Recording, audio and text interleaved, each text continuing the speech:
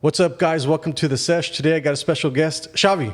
Please introduce yourself. Tell everybody what you do. Hey, Shavi Mahtani. I'm a real estate developer.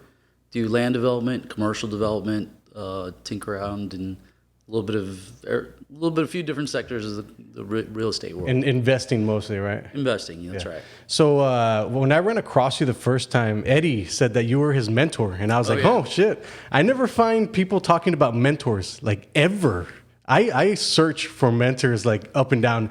And what I found is that most of them are just busy. Like most of them busy. They can't take time to take you under the wing, right? Because I get it. It's fine, man. Yeah. Business, you're running a business. But do you see that as well? Like, do you see that there's a lack of mentors everywhere, anywhere? I think it's finding somebody that you're close to and that you respect and that knows whatever the business they're in. And so sometimes, I had a mentor growing up. It was a family, it was a relative of mine, but it's whoever you get close to and that takes you under their wing. Yeah.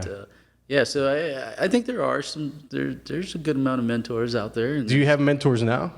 do I have mentors? Or like peers that you... No, not necessarily anymore, but I do have people that look to me for advice. Okay. So maybe I'm a little bit of a mentor to some, and it's making, you're right about time, making time and stuff like that.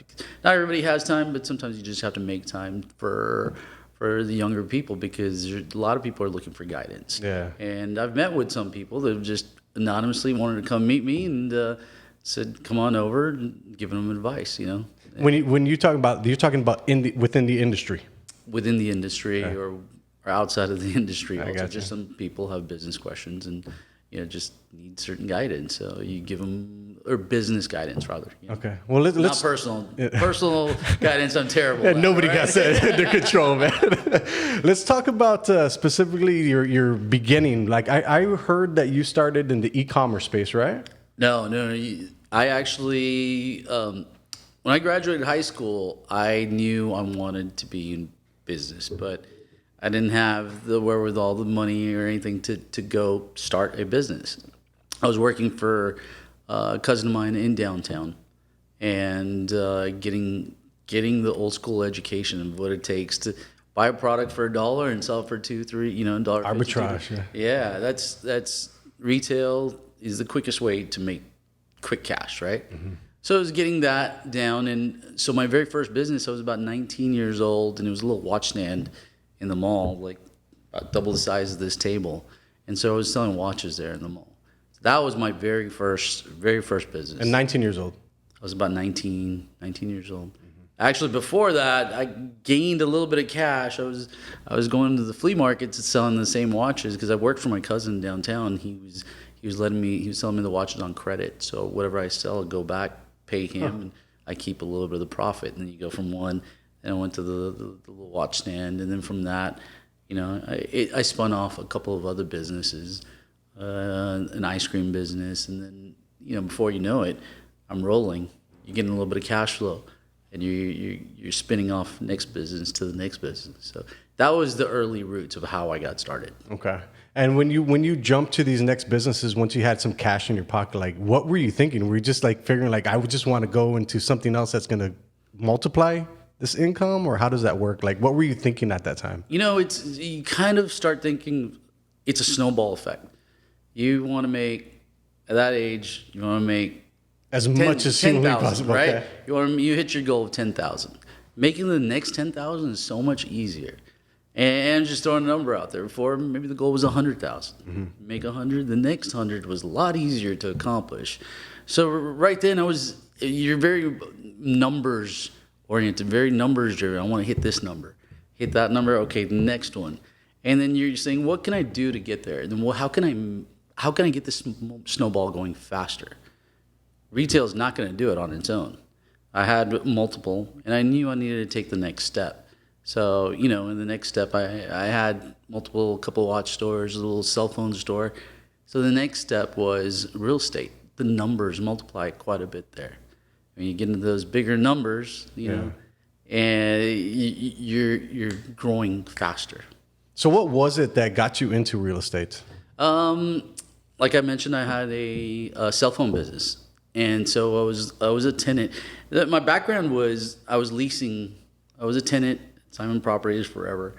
Every month I'd cut the check. I'd hate it. So one day I want to own my own, right? I don't want to always be cutting the check. I don't want to be collecting. I want to be on the opposite side of this. I want to be collecting the check. So I was very retail focused. I had a retail mentality. That's why if you notice, I'm mainly in the retail sector of commercial real estate. Yeah. Because I understand it. Well, the numbers are way bigger too. Well, I mean, there's commercial, there's other sectors. I mean, there's an office and there's other sectors of it too. So, but I understand the retail sector of commercial real estate. And so, yeah, and then I got into the cell phone business. And then in the cell phone business, I was in one of these strip centers. And I kept bugging the guy to sell me my one suite. And he says, I can't sell you the space. You buy it, you buy the whole thing. And I think I eventually just wore him down after a year of asking him every month. He finally said, you know what? Here's my number. Here's what it is. You want to buy it? You can buy the whole thing. This is how much it is. I studied it and I was like, you know what? Let's just roll the dice. And so it worked out. It ended up being a good deal. It ended up being the smart move. And that was your first real estate deal? That was my first real estate deal, is buy something already built, income producing, generating, it was a quick plug and play. I got in and you're generating cash already. You're generating some income. When you thought about that, when you had to reframe your mindset about real estate, well, obviously you took a leap of faith there. Like, it was going to cost a significantly amount more of money, right? I did, and I'm reviewing the numbers, and I'm scared, and I'm saying, I wish I could bounce this off of somebody, and I don't know who to ask, so I'm just gonna have to roll the dice. It felt like a gamble at the time. Now looking back, it'd be like, that's that was the best decision ever. Yeah, now I could just analyze deals like very quickly and say, okay, that's a good deal or not. So interesting. When I barely learned about the concept of multiplying your money and your wealth a few years ago, and it happened to be with Bitcoin. Like, I dollar costed average at the height of the 2020 era, and I just happened to get lucky. I was like, I didn't even know what I was doing, and I looked back at my portfolio. I was like, oh shit, this is like significantly higher than it was. Yep. I just jumped into it, happenstance, and I get it. Like, you have to figure out how to multiply your money and your wealth. Otherwise, you're going to stay stuck working a job. Like, for me, I found that I have a income producing job that I get paid every single month. The cash flow's coming in. And for me, the best way to multiply the wealth is to stuff it into Bitcoin. It's a very volatile asset. You don't see it as a risk? No, I don't. I don't see it as a risk because I feel at this point, I'm too far behind to learn real estate. I feel like I never jumped into real estate, so I never made the investment in learning it, investing in it. So at this point, I knew Bitcoin pretty well, and I just continued to learn it a little bit more. So I feel for me, it's not the most riskiest because in the space of Bitcoin, it is the most conservative bet to make. I feel. But there's ups and downs. Absolutely. In real estate, in Bitcoin. So what do you do when you're in a down market? Are you still holding? I'm holding. I hold it as a long-term hold. I will hold Bitcoin probably for the next year and a half, and then I'll reevaluate if I'm going to take some off the top or let it go for the next 10 years. I feel this is a long-term hold. I don't know. I'm not familiar with real estate, how long you hold real estate. So that's why I wanted to have this conversation with you. Is like, am I investing in the right thing? I feel I am. I think there's parallels in real estate and Bitcoin. You don't just have a straight ascend up, right? You're going to have down cycles. You're going to have up cycles. And in Bitcoin, you want to sell in the up cycle maybe. Real estate and Bitcoin, you hold for the long term, and you're hoping that in 2, 3, 5 years from now, the value of your coin or your real estate, your property is worth well more than what you bought it for. Right? Yeah. So, but real estate's one of the oldest businesses around. Bitcoin is so fresh and new. I don't know if we really know what it's going to do in 2, 5, 10 years from now. Yeah, and I think I'm probably at that same point that you were at when you were first thinking about that first investment in that big real estate. It's like, should I invest in this? And I just decided, you know what? Fuck it. I'm going to go. I'm going to just invest everything I possibly can after bills, after everything, after everything's taken care of, the family and bills and all that stuff. I was like, I'm just going to stuff it in there and hope for the best. Yeah. But the cool thing about it is, I mean, I'm learning. I'm getting an education on Bitcoin because I want to know exactly what I'm putting my money into. So I follow it every day, which I'm sure you follow real estate every single day as well. Yeah, I do.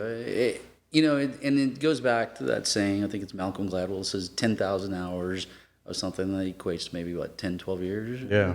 So, it took me at least 10, 12 years before I hit a aha moment in real estate and said, okay, I'm starting to understand this now. I don't fully have a grasp on everything, but I'm starting to get this.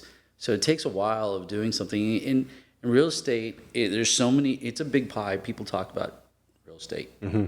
There's so many different slices of that pie. There's commercial, there's land development, there's multifamily, there's, you could just slice it. There's people that are just in the leasing game. People just in the fourplex game. There's town. You could slice that pie in so many different. So it's getting good at a few different things. Sometimes it just takes being good at one of those sectors, right? To really get good at it. So yeah. But it takes a while to really get an understanding of the business. So when you're talking about this new venture that you have, which was a $120 million venture. It's a little over 100. We're doing that development there on 10th and Auburn. There's a few different phases to that development. One of the phases will encompass a 5-story building, which will have retail below, retail on the first floor, retail and some restaurant on the second floor, and then office space on 3, 4, 5. There'll be pad sites in the front with restaurants and things like that, mainly restaurant, quick service users. And then there will be a building that has, also in the second phase of commercial, there'll be a building with some green space with a bunch of restaurants around it. Okay. That's because something like when you go to the Pearl in San Antonio, they have a food hall, so we'll be more restaurant-based, or like the Domain. So it's bringing, and then behind that, there'll be another phase, which is multifamily. Okay. 220-unit apartment complex. I'm building it as the highest end apartment complex in South Texas. Nice. I'm trying to achieve, we hired an architect out of Dallas, told them we want something that really accomplishes a look and feel that you're in Dallas or you're in Austin. I want to really elevate the bar and try to bring higher end products down here. Yeah. When I've been looking around the Rio Grande Valley, there's a ton of development everywhere. It's quite fascinating to see. And then I see your area there too. I was like, wow, this is gonna be awesome, man. So what are you seeing behind the scenes when you're doing like your market research? Like these people that are gonna be moving into these residential places there, and these restaurants that are gonna be coming in. Like what are those conversations sounding like, or what are you thinking of? We have a little bit of insight because already have quite a few strip centers on the ground here. So we get to talk to people that are already tenants of ours that say, hey, we want to be there. So we have a little bit of inside knowledge on who's growing, what's going on in the market. So, that really helps us in that regard with this development. Because a portion of that, the food park area, I call it, is going to be more local users. There'll be other national users there in that development, but that little part, I want to help cultivate some of our local restaurants, right? Mm-hmm. We're really going for that kind of cool feel to the overall development. Yeah. So, what's interesting over the past 2 years that I've been watching, especially because I've been getting into AI a lot, quite a bit. I saw that Facebook, LinkedIn, and Citigroup have almost gotten rid of 20,000 employees over the past 2 years, and they've replaced them with AI. And that got me thinking, I was like, shit, like this is coming fast, man. I remember when I first got into ChatGPT in last January, I stayed in it for like 2 to 3 hours a day, just learning how to interact with it.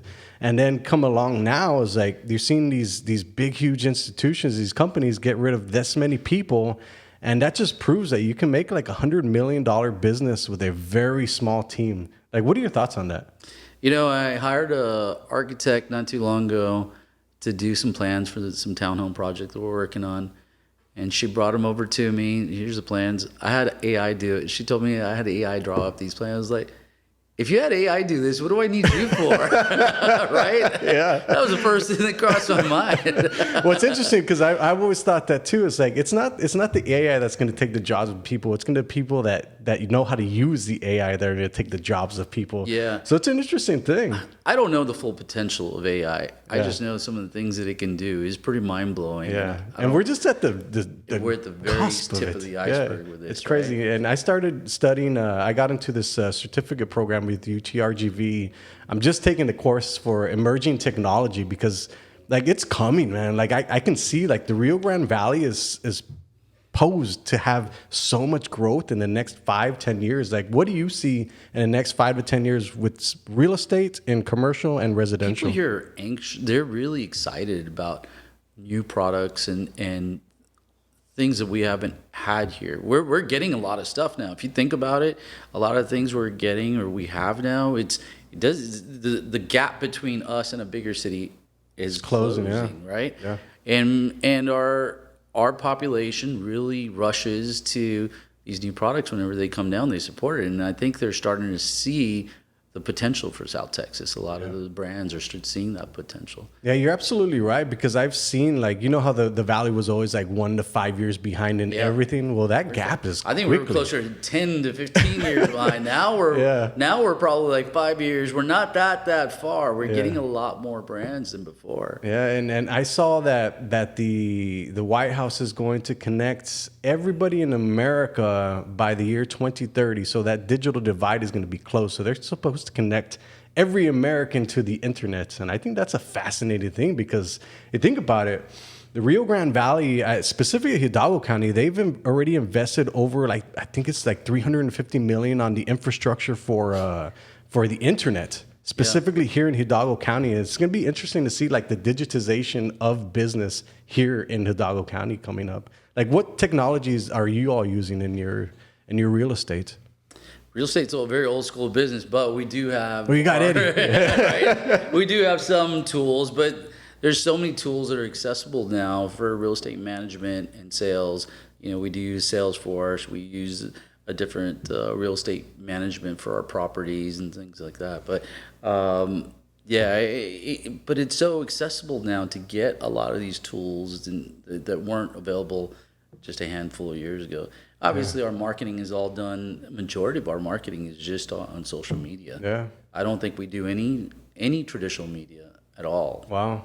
Kind of touch on that, because that's fascinating, because that's the world I'm from, and I'm always pitching, like, use social media. It's cheap, because you think about it, like, everybody's on their phone, especially if your customers are from the Rio Grande Valley. They're on Facebook and Instagram. I don't care what people say. I can find them. I found them. I've proven it over and over and over again. Like, you don't really need to go to TikTok, especially if you're running advertising in the Rio Grande Valley. Like, your customers are here. They are. Everybody's on social media on Facebook. It's I remember crazy. a handful of years ago, I saw that as a flaw in my business. Said we barely have any social media presence.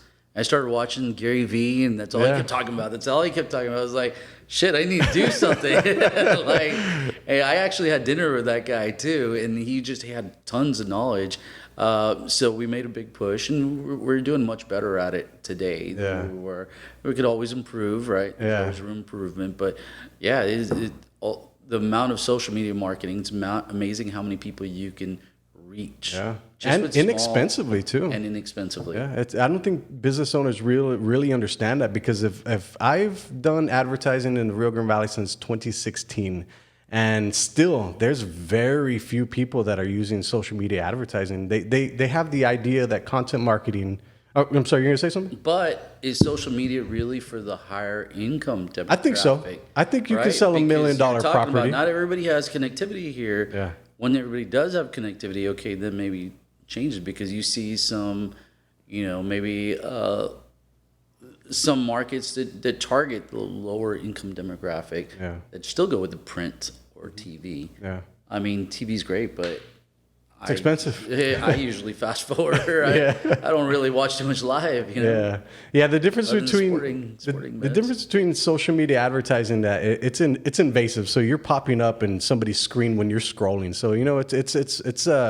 it's interesting to see like Google is more intent based, where you're searching for something, then an ad pops up based off of what you're looking at. Yeah. On Facebook or Instagram, like you're targeting your demographic that would be interested in this, so your ad pops up in their feed, which is kind of cool because I mean, people need to know about marketing and advertising is just to be known, right? I think more people that are known, more business that is known, the more customers you're going to get. I think people grossly underestimate how many people you really need to reach in order to get like a sale, and then do it consistently. One thing I did learn about commercial real estate is that it's not just the eyeballs.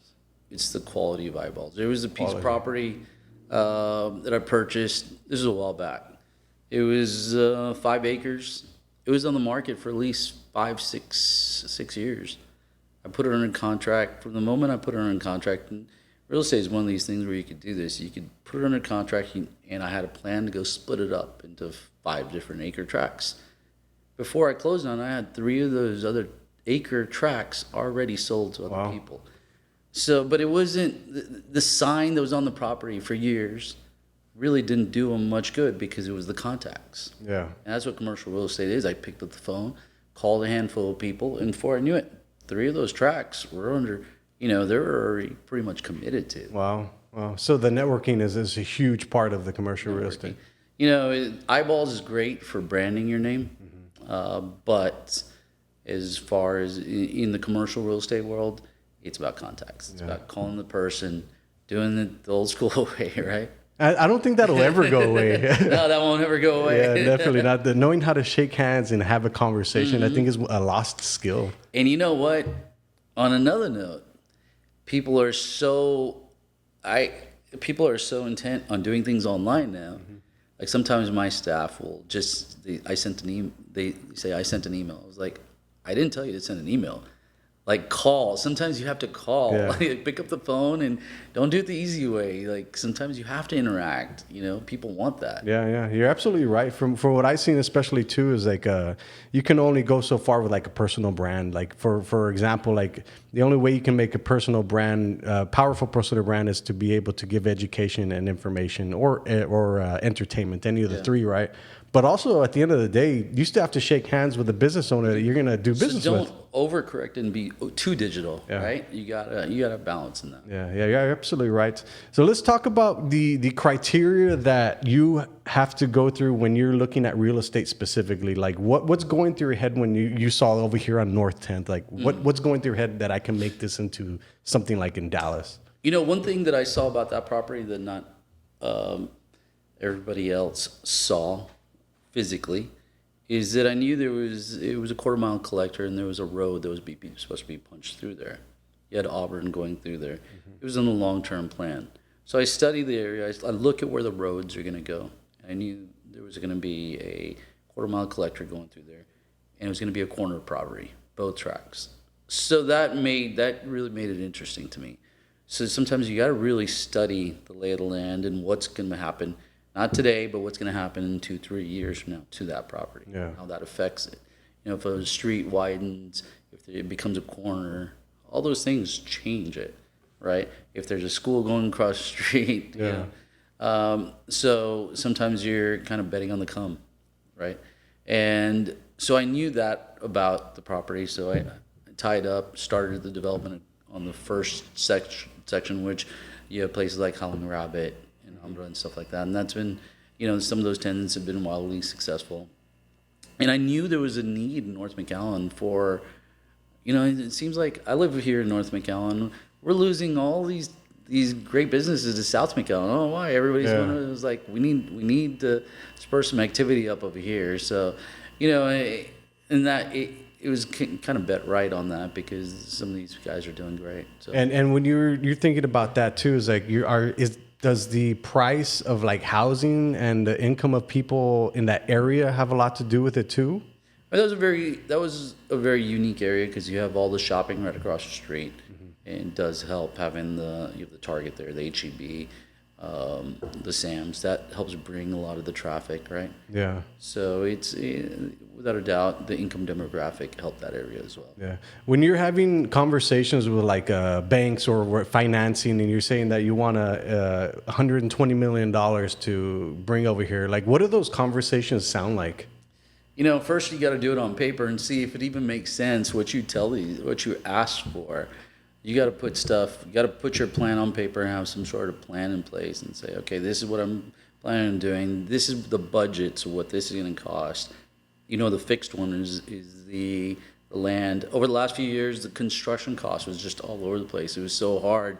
I was, some of my shopping centers were within 2 years, the price of it increased by 50%. Wow. Well, we were anticipating building for. I had to go back to the bank and say, "Hey, wow, I need more money." But a lot of them understood, and it was just the times. That's what was happening. Some of them, we just funded the additional balances and just kept going. But I think it all comes down to if it makes sense on paper, it'll make sense to them. Right. Yeah. A bank will see it's a good project. And when you have a track record, if you do one successful, you have the second one that's successful, the bank starts to believe in you if you have a track record. I got you. Going in there and saying, this is my first project, I want a big loan. Yeah. But first and foremost, it's got to make sense on paper. I got you. And how long did that process take for you for like the first, this is your third huge project or what is? Well, I have you have multiple actually. 30 strip centers. So all across the Rio Grande Valley? All across, mainly Hidalgo County. Okay. So 30 strip centers. We've done about 24 subdivisions, something like that. Wow. We've done quite a few subdivisions. So when you go into the bank, they listen? Mostly. I hope so. So, I mean, we have a track record that helps, and the things that we do, before I even take it to the bank, I got to make sure it makes sense.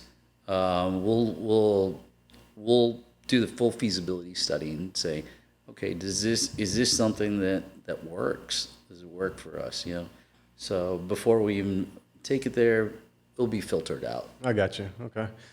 There's a startling statistic that I read the other day is that 10 to 12 million businesses will close every single year. What can businesses do to like weather that storm? What percentage? 10 to 12 million businesses will close every year in America. And what percentage is that?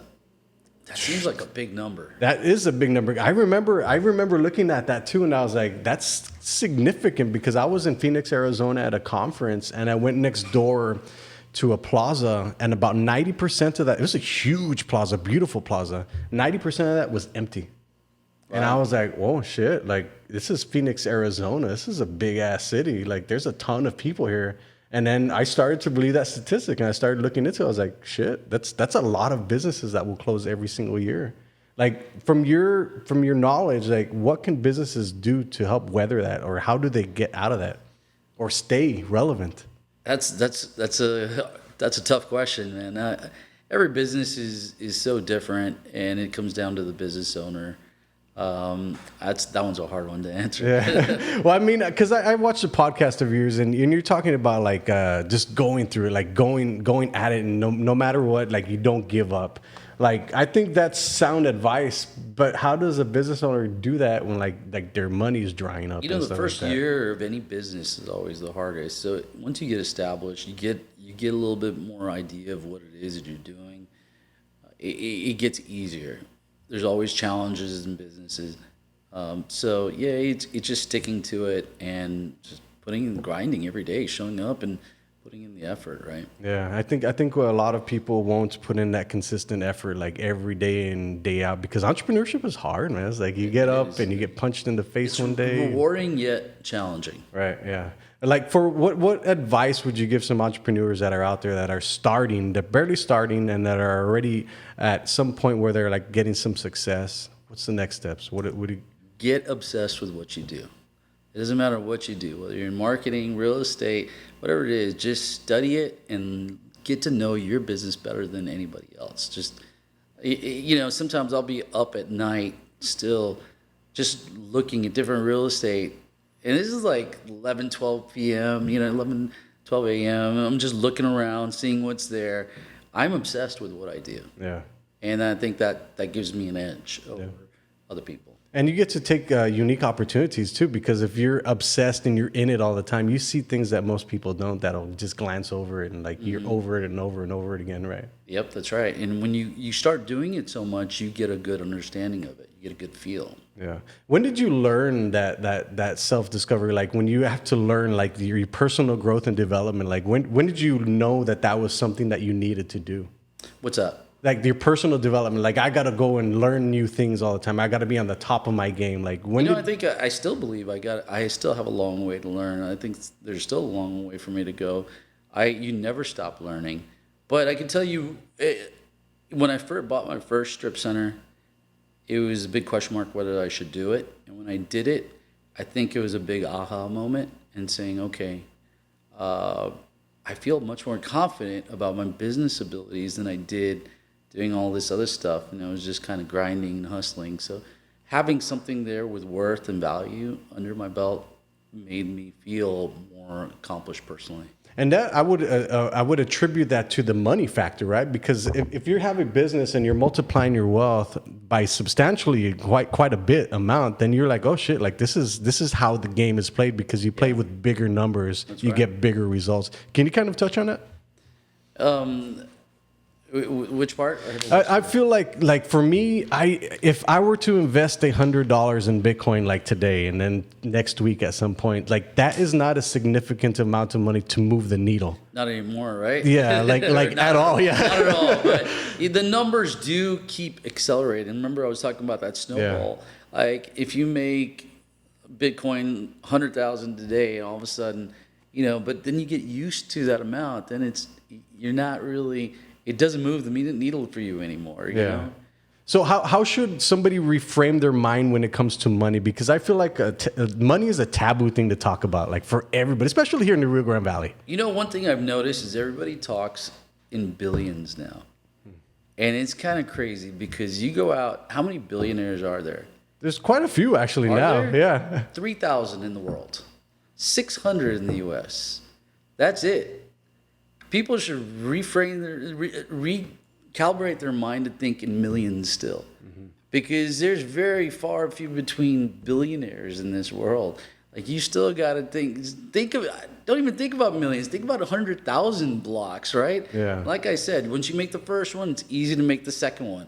Once you make the second 100,000, it's easy to make, do it again and do it again. Don't be thinking about going from 0 to a billion, because that's where people get strung up and they want to go faster than they're going. Yeah, and it takes time. It takes time, and you do it in increments. Yeah, I think one of the things that where the billions came in for my mind when it switched is when I started seeing billions in Bitcoin. It's like the amount of liquidity in Bitcoin is quite significant, and for somebody to take out $2 billion in Bitcoin is not going to do anything to the market. That's when I started thinking, is like, shit, like these billions in this area aren't that much. No, I mean, people talking billions, but when you think about it, I mean, 400 million people in the U.S. and only 600 billionaires. Yeah, wow. That's not that many. No, it's not. So we got to, recalibrate our minds, think in steps goals that we can accomplish. Okay. When you think about that, when you talk about like the goals, like what is your goal process? Like what are you writing down things? Because I feel like for me, when I tell people like I write my goals down and then I write this list of things that I need to do that day, because I need a list to get through, right? I see your notebook there. Yeah. I work the same exact way.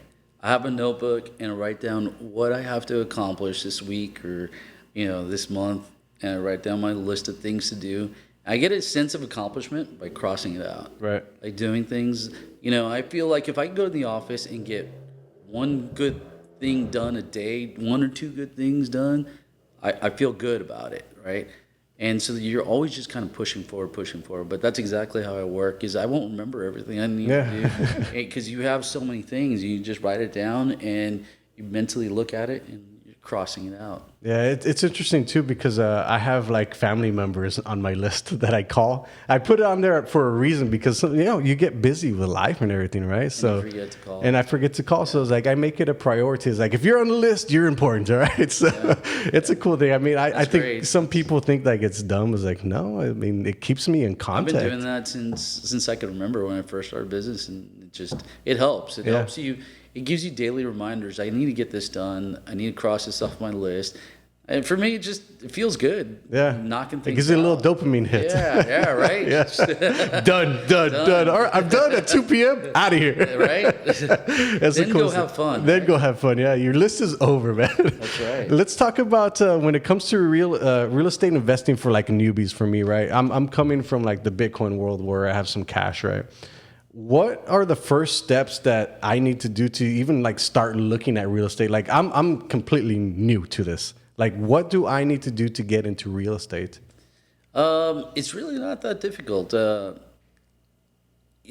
easiest way is residential rental properties, whether it be single family or a condo.